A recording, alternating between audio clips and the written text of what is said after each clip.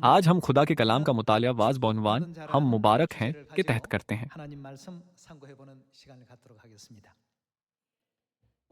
इस दुनिया में रहते हुए हमें बहुत सी मुश्किलात और परेशानियों का सामना करना पड़ता है।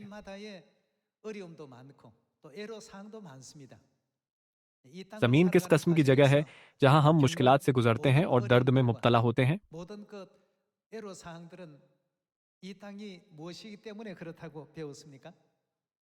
हमने किताब मुकद्दस से सीखा है कि ज़मीन पनाह का शहर और हमारी रूहों का कैद खाना है।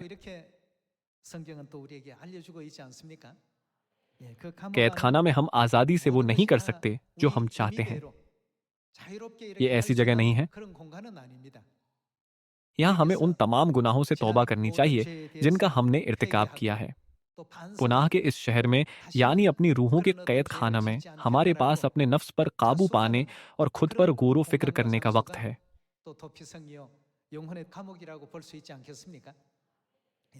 क्योंकि हम ऐसी दुनिया में रहते हैं, इसलिए हमें हमेशा सोचने की जरूरत है कि मैं पनाह के इस शहर से कैसे रिहा हो सकता हूँ और कैसे जल्द अपने रूहानी घर वापस जा सकता हूँ। मैं आसमान की अब्दी बादशाही में किस कस्म की जिंदगी गुजारूंगा? लेकिन बाज अहमक लोग सोचते हैं कि मैं इस कैद में कैसे ज्यादा लुत्फ उठा सकता हूँ। इस कैद खाना में मेरे साथ दूसरों की निस्बत कैसे बेहतर सलूक किया जा सकता है? जब मैं उन्हें इन चीजों के बारे में सोचते देखता हूं तो मुझे उनके लिए बहुत अफसोस होता है।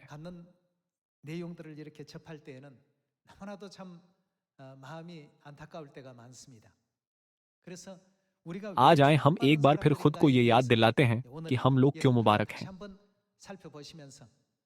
अगरचे हम में से हर एक मुख्तलिफ सूरत हाल में है, पर खुदा ने पहले ही हम सबको बरकत देने के लिए तैयार कर रखा है।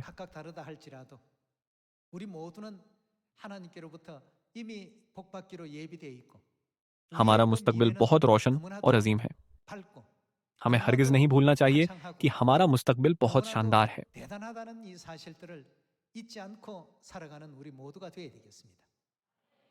इन दिनों में खबरों में इंतखाबात की बातें हो रही हैं। क्या आपने खबरें देखी हैं? मुझे वो खत भी मिला जिसमें उम्मीदवारों की मालूमात मौजूद थीं। किताबचे पर उम्मीदवारों ने अपनी काबिलियतों पर रोशनी डाली, जैसे कि मैं इन चीज़ों में अच्छा हूं ताकि वोटर्स उन्हें मुंतखब करें। फर्ज करें कि हमें आसमान पर जाने के लिए वोट के जरिए मुंतखब किया जाए,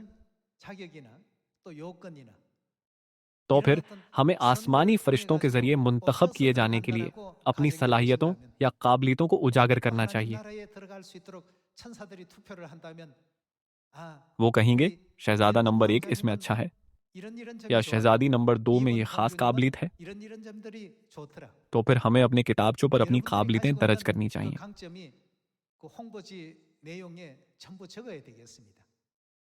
अगर आप सोचते हैं कि आपको आसमान पर जाना चाहिए, तो आप फरिश्तों यानी वाट डालने वालों को कैसे मुतासिर कर सकते हैं? आप उन्हें किस चीज से मुतासिर कर सकते हैं? क्या आपने इसके बारे में सोचा है? आप अपनी सीवी में किस कस्म की जाती तारीख डालना चाहते हैं?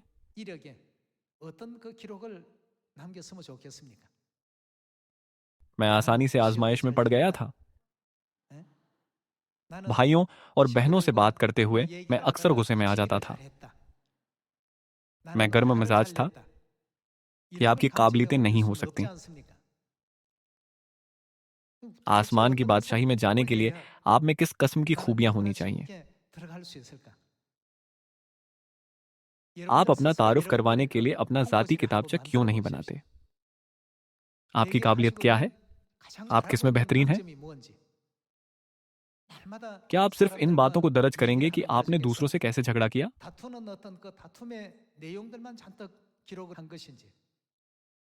या आप इस बारे में दर्ज करेंगे कि आपने कितनी मुस्तादी से खुशखबरी की मुनादी की थी? खुदा ने मुझे बहुत सी रूहों को बचाने के मौके बख्शे हैं। जब कभी अबलीस ने मुझे आजमाया तो मैंने उसे यूं शिकस्त दी।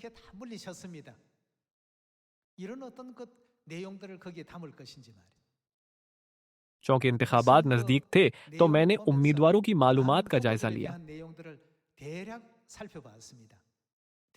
उन सब ने कहा, मैं इसमें अच्छा हूं, मुझे चुन लें।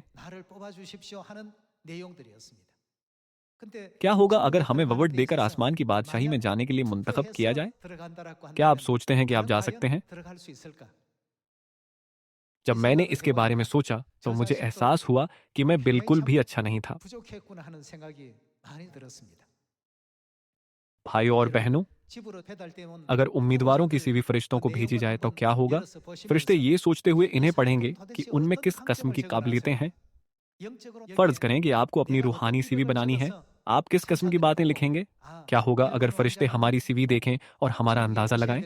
शहजादे नंबर 1 को आसमान पर आना चाहिए। शहजादी नंबर 2 इतनी अच्छी नहीं है, उसमें कुछ सलाहियतों की कमी है। तो फिर आप अपनी सीवी की फहरिस्त में किस किस्म की चीजें लिख सकते हैं? क्या हमें कुछ दिलचस्प चीजें पेश नहीं करनी चाहिए? मैं इसमें अच्छा था, बराहे मेहरबानी आसमान पर जाने के लिए मेरा इंतखाब करें। सही? मुनादी के नुक्ते नज़र से हमें जायजा लेने की ज़रूरत है कि क्या मैंने मुस्तादी से मुनादी की थी? क्या मैं मुनादी करने के लिए पुरजोश था? क्या मैंने महज दूसरों की पैरवी की थी? या सब लोगों का अंजाम जहन्नम के अबदी दर्द में मरना होगा? मैं कैसे उनकी रहनुमाई तौबा की तरफ कर सकता हूँ? वो भी आसमान में कैसे दाखिल हो सकते हैं? क्या मैंने बाप और माँ के दिल के साथ मुनादी की थी?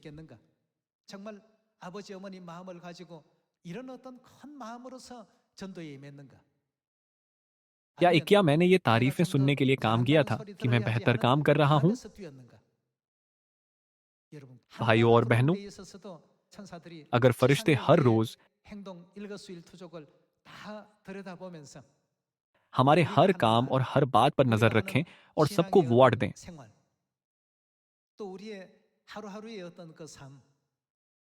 तो हम में से कितने लोग आसमान में दाखिल होंगे?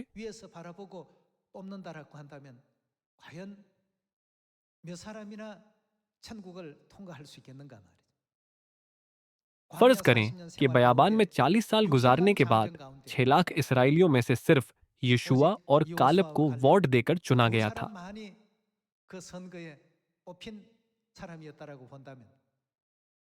तो फिर अब सियून के अराकीन में से अगर हमें इंतखाबात से गुजरना पड़े, तो हम में से कितने लोग आसमान की बादशाही में दाखिल होने के लिए वोट पा सकते हैं? ताहम खुदा हमें आसमान में दाखिल होने के लिए इंतखाबात से गुजरने नहीं देते। खुदा ने उन फर्जंदों के लिए राह खोल दी है जो खुदा के आईन, जाबितों और फरामीन पर अमल करते हैं।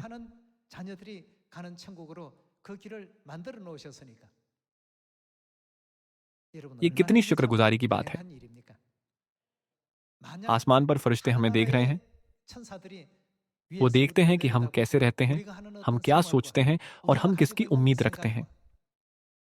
वो ये जांच कर रहे हैं कि आया हम ईमान के साथ मुस्तादी से आसमान की बादशाही की तरफ दौड़ते हैं, या हम मजहब को महज दिखावे के लिए जिंदगी गुजारने का एक तरीका समझते हैं।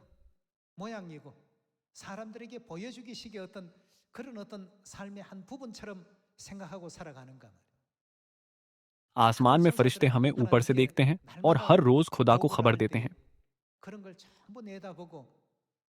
शहजादा नंबर 1 दिन का आगाज खुदा के हजूर दुआएं गुजरान कर करता है। जैसा कि बाप और माँ चाहते हैं, वो लोगों के दिलों को खुदा की तरफ रजू करने की हर मुमकिन कोशिश कर रहा है। उसकी जिंदगी का मकसद खुशखबरी का काम है।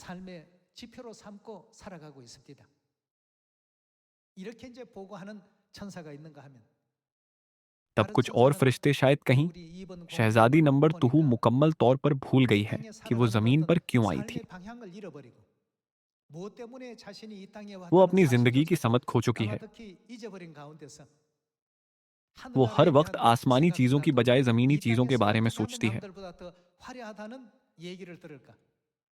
वो सोच रही है कि वो दूसरों की निस्बत कैसे ज्यादा खूबसूरत जिंदगी गुजार सकती है। आसमान के लिए उसका जहन 100% में से महज 0.01% है। बाकी सब जमीन के लिए है। बाप और माँ उसे देखना बहुत तकलीफदा है। मुझे उम्मीद है कि वो जल्द ये समझकर आसमान में दाखिल होने की अहल हो जाएगी कि क्या हो रहा है। इस तरह की मुख्तलिफ खबरें हो सकती हैं। सच्चाई की किताब, फरिश्तों के जहान से दौरा करने वाले मैं बाप ने कहा कि फरिश्ते हर रोज खुदा को हमारी खबर देते हैं, और ये कि हम जो दुआएं मांगते हैं वो बखूर के धुएं की मानिंद आसमान के तख्त तक पहुंचती हैं। आप सब, हम जमीन पर क्यों हैं? हमने आसमान पर गुनाह किया था और इस जमीन पर फेंक दिए गए, सही? इस सयारा जमीन पर जो पनाह गजीनों का शहर और रूहों का कैद खाना है, हमें हरगिज बेवकूफ़ी से यह नहीं सोचना चाहिए कि हम सिर्फ यहाँ जीते हैं। अगर फरिश्ते आसमान में दाखिल होने के लिए वोट दें, तो क्या मैं आसमान में दाखिल होने के लिए काफ़ी वोट हासिल कर सकता हूँ? इंतखाबात ने मुझे बहुत कुछ सोचने पर मजबूर किया।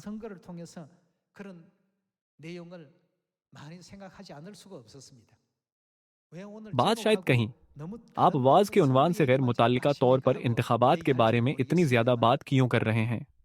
अगर आसमान ऐसी जगह होती जहां हम सिर्फ तब जा सकते हैं जब हमारे पास वाफिर वोट हों, तो ये हम सब के लिए खौफनाक होगा।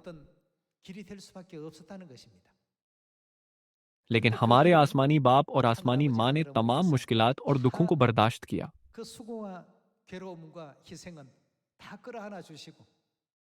बहुत ज्यादा कुर्बानियों के साथ बाप और माँ ने हमारे लिए वसीरा खोली है। यही वजह है कि हम आसमान की उम्मीद रख सकते हैं, सही? इसलिए हम खुश हैं। हम बहुत खुशकिस्मत हैं। अगर खुदा ने राह न खोली होती, तो हम में से कौन आसमान की तरफ देख सकता है? जमीन के तमाम लोगों में से कौन आसमान की उम्मीद रख सकता है?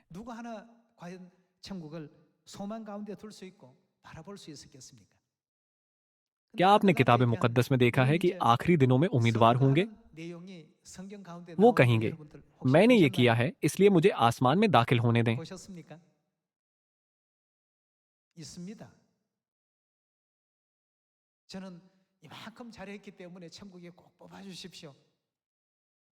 आए किताब मुकद्दस में ऐसा मंजर देखते हैं।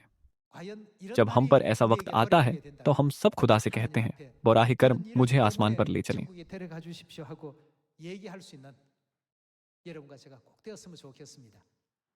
मती बाब 7 आयत 21 देखते हैं।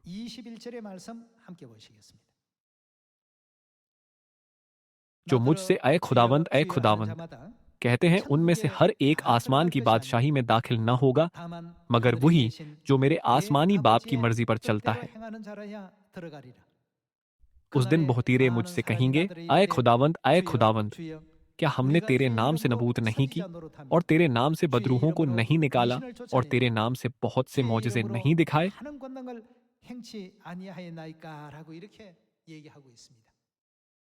क्या वो ये नहीं कह रहे हैं कि मैंने ये किया है इसलिए मुझे चुन लें? मैंने तेरे नाम से नबूवत की है, मुझे आसमान में दाखिल होने के लिए मंतखब करें। मैंने खुदावंद के नाम से बदरूहों को निकाला। देखो मैंने क्या किया है, मुझे मुंतखब करें। मैंने खुदावंद के नाम से बहुत से मौजज़े दिखाए हैं, मुझे चुन लें। लेकिन यीशु ने उनसे क्या कहा था? आयत 23, उस वक्त मैं उनसे साफ कह दूंगा कि मेरी कभी तुमसे वाकफियत न थी। क्या? ए बदकारो, एक दूसरे तर्जुमा में, ए बेशरा लोगों मेरे पास से चले जाओ। वो कहते हैं कि उन्होंने मनसब या ओहदे हासिल किए हैं, उन्होंने ये और वो किया है, और उन्होंने बहुत से अजायब और मौजिज़ात दिखाए हैं।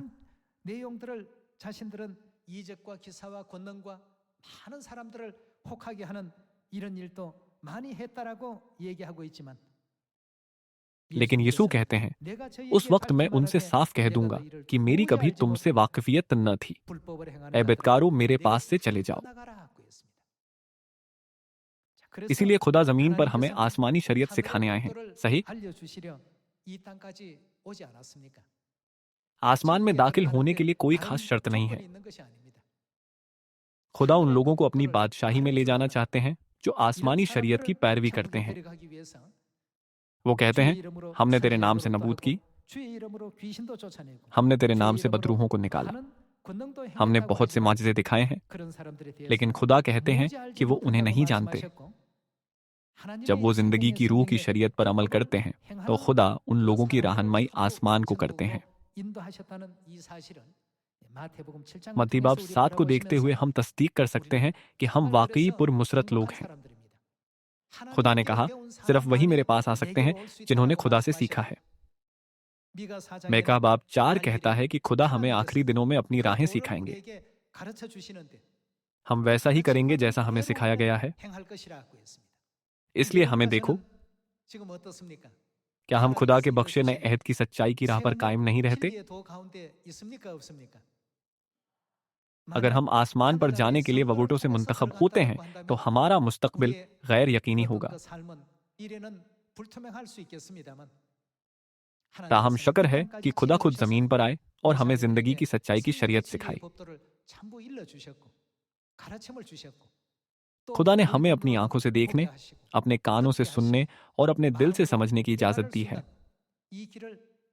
आसमानी बाप और माँ ने ऐसी वसीरा खोली थी।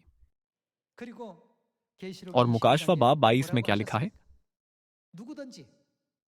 उन्होंने कहा, जो कोई आसमान में दाखिल होना चाहता है, आओ। इसलिए अगर हम बाप और माँ के पास आएं और बाप और माँ पर आखिर तक ईमान रखें और उनके तमाम कलाम पर अमल करें, तो हम आसमान पर जाएंगे।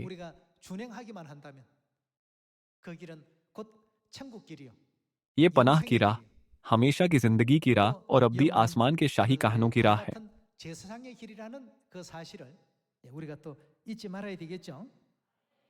हमें खुदा का शुक्र अदा करना चाहिए कि उन्होंने हमें इतना फजल बख्शा है। हमें फजल बख्शने के लिए खुदा जमीन पर जलाल में नहीं आए थे, बल्कि अपना सारा जलाल छिपाकर जिस्म में आए थे।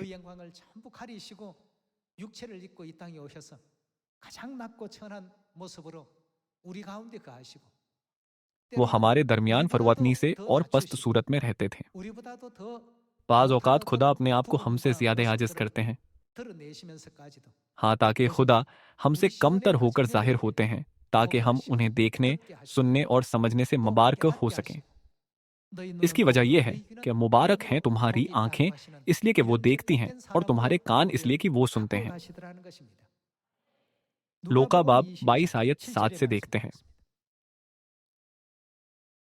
ईद फतीर का दिन आया, जिसमें फसा ज़बह करना फर्ज था, और यीशु ने पतरस और यूहन्ना को यह कहकर भेजा कि जाकर हमारे खाने के लिए फसा तैयार करो। उन्होंने उससे कहा, तू कहाँ चाहता है कि हम तैयार करें?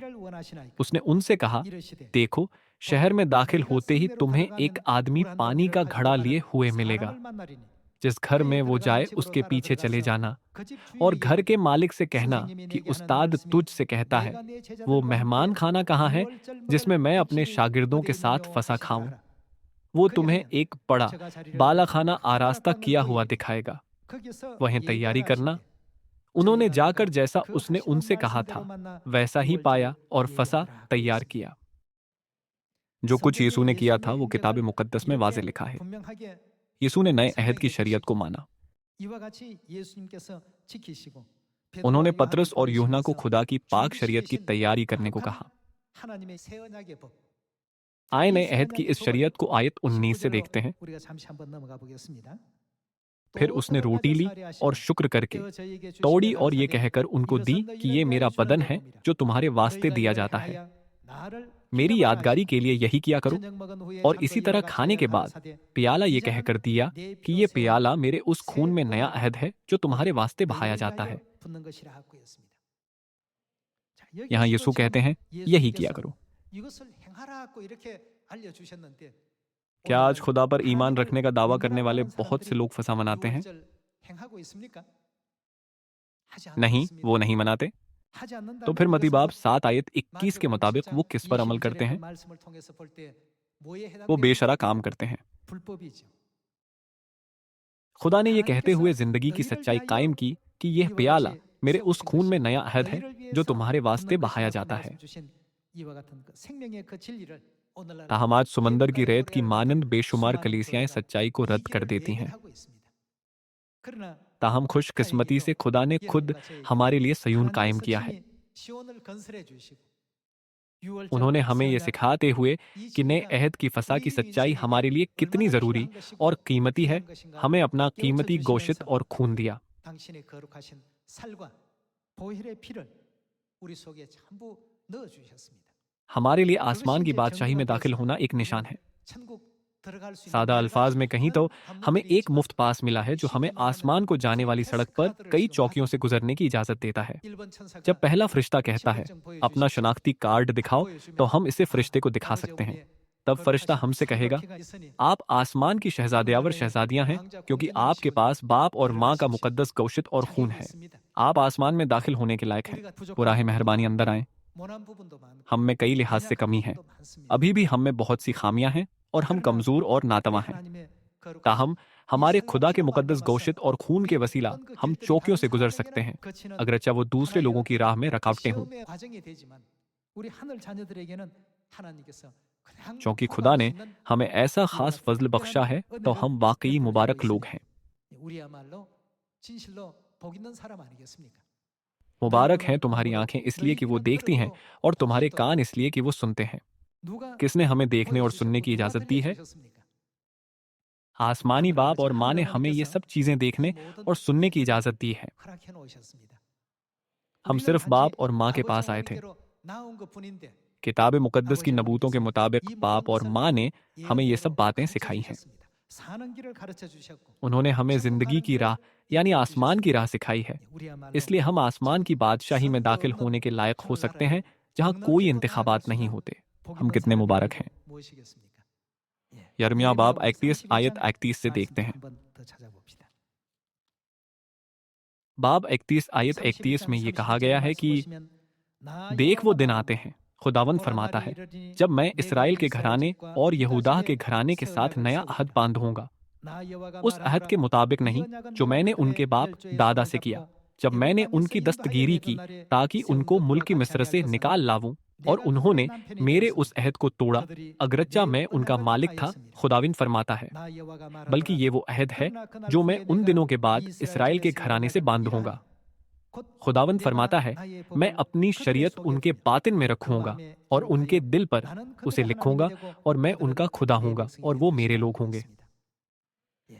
하나님께서는 खुदा ने कहा 하나님의 कि वो 백성들의 अपने 마음 लोगों के दिलों 가운데 पर अपनी मुकद्दस शरीयत 율법이 लिखेंगे। 아닌 하나님의 거룩하신 그 법을 그 마음에 기록하겠다고 했습니다. 나는 मैं 그들의 उनका 하나님이 खुदा 되고 हूंगा और वो 그들은 मेरे लोग 내 होंगे। 백성이 될 것이라. आयत 34 से 34절의 देखते 말씀 हैं, 보시면 그들이 다시는 각기 और वो फिर अपने 이웃과 अपने 형제를 पड़ोसी 가리켜 이르기를 और अपने अपने भाई 너는 को ये कहकर 여호와를 तालीम 알라 नहीं 하지 देंगे 아니하리니 कि 이는 खुदावंद को 작은 पहचानो, 자로부터 큰 क्योंकि 자까지 छोटे से बड़े 다 तक वो सब 나를 मुझे 알리라. जानेंगे। 내가 खुदावंद 그들의 फरमाता है, 죄악을 사하고 इसलिए कि मैं उनकी 다시는 बदकिरदारी 그 को 죄를 बख्श 기억지 दूंगा 아니하리니 और उनके गुनाह को 여호와의 याद न करूंगा। 말이니라고 했습니다.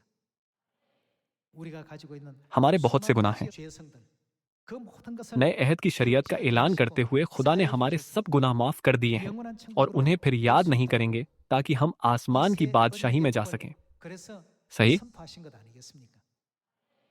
이 इस 땅에 जमीन पर 얻은 हमारी 삶은 जिंदगी मुख्तसर और आर्जी 잠깐이고 है। 잠시입니다. 10 10년도 बरस, 금방 20 बरस 가고 और 30 बरस 20년도 बहुत 금방 जल्द 가고 गुजर जाते हैं। 30년도 금방 가고 लिहाजा 그렇다면 आसमान की 과연 बादशाही में 이 दाखिल 영원한 होने 천국 के लिए 들어가는 일에 हमें ये 있어서 समझने में बेवकूफ़ी 우리가 नहीं करनी 참으로 चाहिए 복 받고 कि 있다는 हम 이 कितने 사실들을 मुबारक हैं, 인지하지 ये 못하고 सोचते हुए कि इस ज़मीन पर देखी 그저 चीज़ें 삶의 ही सब 전부를 कुछ हैं 이 और 땅의 आसमानी 부인을 चीज़ों को 얻은 भूल जाते हैं। 이 세계 것만 전부라고 이렇게 여기고 하늘의 것을 잊어버리고 사는 어리석음은 우리가 범해서는 안 되겠습니다. 만약에 अगर 천국에 आसमान में इंतखाबी निज़ाम 투표 होता तो 제도가 आप क्या 있다고 लिखते? 한다면 과연 어떤 항목을 내가 기입할 수 있을까? 전도를 얼마나 मैंने 했으며 कितनी मुस्तादी से खुशखबरी की मुनादी 하나님 की है, 말씀에 얼마나 मैंने खुदा के 열심히 कलाम का कितना 순종했으며 मुताला किया है, 기도에 얼마나 मैंने कितनी 정진했으며 संजीदगी से दुआ की 이 है, 복음을 위해서 मैंने 식구를 위해서 खुशखबरी के लिए और 얼마나 भाइयों 희생을 और 했는가? बहनों के लिए कितनी कुर्बानी 얼마나 दी है, 많은 인류를 구원하기 मैंने 위한 लोगों को बचाने की 수고를 कितनी 했는가? कोशिश की है। 어떤 항목을 हम इन तमाम 대입해봐도 सवालात में कमी 전부 महसूस 다 करेंगे। 부족입니다. इसलिए जब मैंने इंतखाबात 선거에 대한 देखे 내용을 तो मैं 보고 सोचने 앞으로 लगा 내 कि अब 삶을 से मुझे 어떻게 해야 कैसे 될까? ज़िंदगी गुजारनी चाहिए। 어떻게 ज़्यादा 더 मुस्तादी और दिलसोजी 하나님께 से खुदा की 더 खिदमत 좀 करने का तरीका किया है। 열심히 있고 उसी 더 वक्त 좀 मैंने 간절하고 सोचा कि मुझे अपनी 아버지 रूहानी 어머니께서 ज़िंदगी की 바라시는 तजदीद करने की 그런 ज़रूरत है, 영적 삶을 ताकि मैं उस 다시는 तरह 제 से 정립을 ज़िंदगी 이루어야지 गुजार 않겠느냐 सकूं जैसे 이런 बाप और 생각도 माँ मुझसे चाहते हैं। 동시에 또 갖게 되는데요.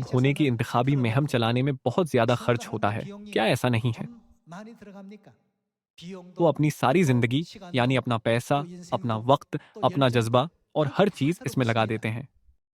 हम अपने आप को आसमान की अब्दी बादशाही में वक्फ करते हैं जिसमें हम जा रहे हैं। वो जो ये यकीन करने में नाकाम रहते हैं कि वो आसमान पर जा रहे हैं, उनके लिए काम करना मुश्किल है और वो मुनादी को मशक्कत तलब समझते हैं। उन्हें आसमान के सफ़र में खुशी नहीं मिलती और चाहते हैं कि दूसरे लोग उनके लिए सब कुछ करें। वो अक्सर ऐसी अहमकाना हरकतें करते हैं। भाइयों और बहनों, खुदा ने हमें बहुत साजगार हालात बख्शे हैं। खुदा कहते हैं, क्योंकि तुम छोटी चीज़ों में दयानतदार हो, इसलिए मैं बड़ी बड़ी चीज़ें तुम्हारे सपुर्द करूंगा। खुदा हम पर ये अजीम बरक़ात कहाँ से नाजिल करते हैं? खुदा ये तमाम बरक़ात उनको बख्शते हैं जो सयून में खुदा के अहकाम मानते हैं। आए हम एलोहिम खुदा यानी हमारे बाप और माँ को शुक्र और जलाल दें। खुदा ने हमें खुशी देने के लिए कोई कुर्बानी और कोशिश नहीं छोड़ी। हमें भी बाप और माँ को खुशी और जलाल देने की हर मुमकिन कोशिश करनी चाहिए। मैं एक बार फिर आपसे खुलूसे दिल से कहता हूँ कि खुशखबरी के शानदार और पुरफजल नताइज पैदा करने के लिए छोटी से छोटी कोशिश भी करें। मुझे उम्मीद है कि आपने इस वाज से ज्यादा फजल हासिल किया है। आपका बहुत शुक्रिया।